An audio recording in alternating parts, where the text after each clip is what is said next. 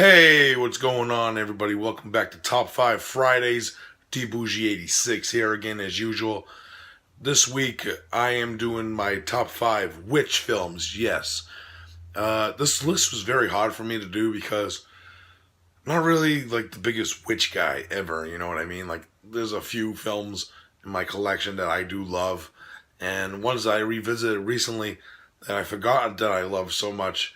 So, with that being said, this list is going to be pretty much a favorites list, like most of my lists are, but it's kind of a little different because I do from ones that I've been watching a lot lately more than usual. You know what I mean?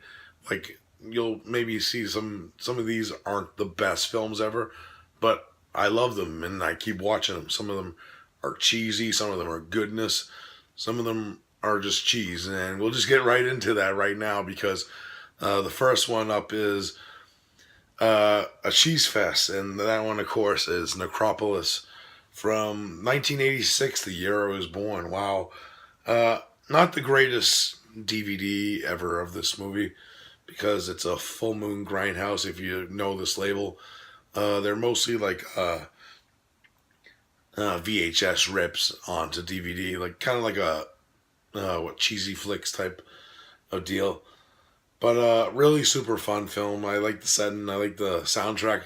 Weird thing about this movie, it has that same song from Killer Workout that's in this movie. And yeah, this is fun. There's a weird scene with nipples. I'll just give you that much off the top. But, you know, there's a weird scene where this witch has like multiple nipples and shit. It's fucking crazy. But yeah, Necropolis at number 5.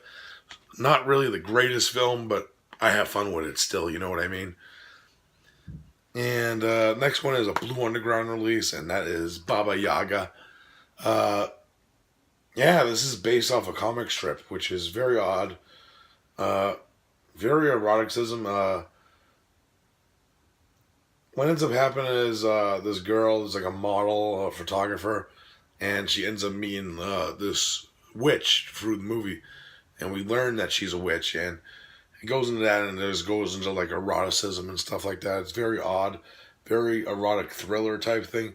Interesting thing, George Eastman's in this movie. Very interesting role, I have to say. Yes, but I like Baba Yaga for what it is. You know, I know a lot of people have mixed opinions on this movie. I had fun with it. You know, Italian goodness right there. Next up is, this might shock some people that this, not why isn't this number 1? And that is Suspiria.